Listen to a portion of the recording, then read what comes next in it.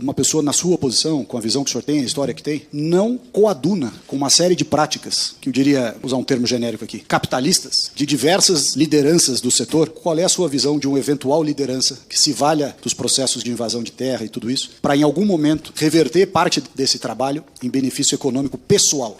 Nós vivemos uma sociedade capitalista, dividida claramente em diferentes classes e algumas delas antagônicas. E eu aprendi a fazer a leitura das classes sociais no capitalismo com um velho alemão chamado Karl Marx, que analisou a sociedade capitalista, talvez tenha sido o pensador que mais estudou o capitalismo, tanto do ponto de vista econômico como do ponto de vista social. E antes que alguém tenha cócegas por conta de quem eu citei, quero comentar a vocês que, como estudante de economia, depois eu fui saber que um dos economistas que mais estudava o Marx no Brasil foi o Delfim Neto. E ele tem a melhor biblioteca do pensamento do Marx, em vários idiomas, inclusive porque é um senhor ilustrado, letrado, da qual eu sempre devotei respeito, que era um sábio, independente das divergências ideológicas, claro. Então o velho Marx dizia que numa sociedade capitalista, todas as classes, seja a burguesia, pequena burguesia, classe trabalhadora, campesinato, que é uma classe em si, e os trabalhadores em geral, todos eles têm uma fração lumpen. O que é o lumpen? É aquele oportunista que quer viver da vida dos outros, quer explorar o trabalho dos outros. Seria um oportunista, inclusive a palavra adquiriu um conceito sociológico clássico, porque do alemão, como o meu mestre aí da história sabe, a tradução literal seria trapo, que é aquele pano que a gente bota na entrada da casa para limpar os pés. Ou seja, não tem coisa mais suja do que aquilo. Então esses trapos, esses lumpens, existem em toda a sociedade, em todas as classes. Você vai encontrar entre burgueses, vai encontrar que são, por exemplo, os narcotraficantes, são bilionários e são lumpens.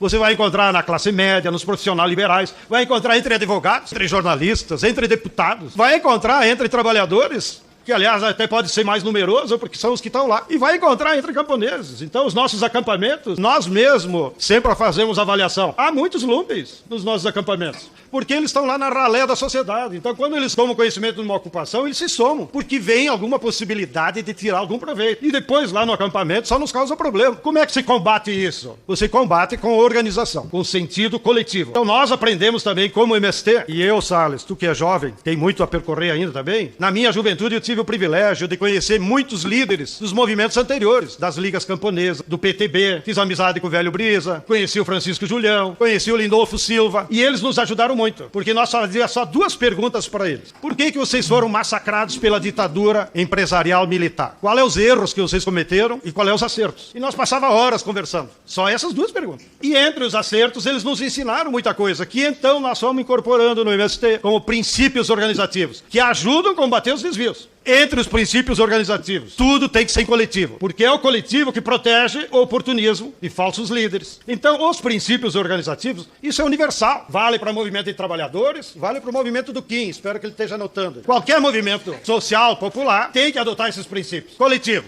Sempre em comissão. Segunda coisa, divisão de tarefas. Aqui não tem privilégio. Todo mundo, se tiver que lavar prato, vai lavar prato. Terceiro, tem que ter disciplina. Disciplina, o que é? A maioria decidiu, vão obedecer o que é a maioria. Porque se um movimento não tem disciplina, ele não tem futuro. Quarto aprendizado, tem que estudar. O fato de ser camponês, no nosso caso, não lhe dá direito a ser ignorante. Ignorante aqui na expressão do conceito. I é negação. Gnós é conhecimento. A pessoa não conhece. Isso não é ser burro. Mas muitas pessoas não conhecem determinados assuntos. Eu me sinto eternamente ignorante em muitos assuntos. Então, como é que tu enfrenta a ignorância? Com estudo. Então nós, desde o início no movimento, defendemos. Para ser militante do MST tem que estudar. Ah, eu só tenho a quarta série, então vai terminar até a oitava. Ah, eu tenho a oitava, vai terminar o ensino médio. Terminou o ensino médio. Então, isso é uma conquista fantástica, Salles. No tempo do teu governo tucano, do presidente Fernando Henrique Cardoso, que foi o Pronera. Talvez até pela influência da dona Ruth, que eu gostava muito, porque ao contrário do que vocês imaginam, a sábia da família era a Dona Ruth. E por influência da Dona Ruth, nós criamos o Pronera, que é o Programa Nacional de Educação da Reforma Agrária. Qual era o sentido do Pronera? Criar mecanismo do Estado brasileiro para criar oportunidade às pessoas estudarem no ensino superior e também se alfabetizar. Trouxe aqui a prova do crime. Os companheiros que estão aí, ó, tudo advogado, filho de assentado. Você pode acreditar? Se não tivesse o Pronera, estava no cabo da enxada. Ou tinham virado lumpen, né? Aproveito para agradecer o grupo Prerrogativo. Pode bater pau.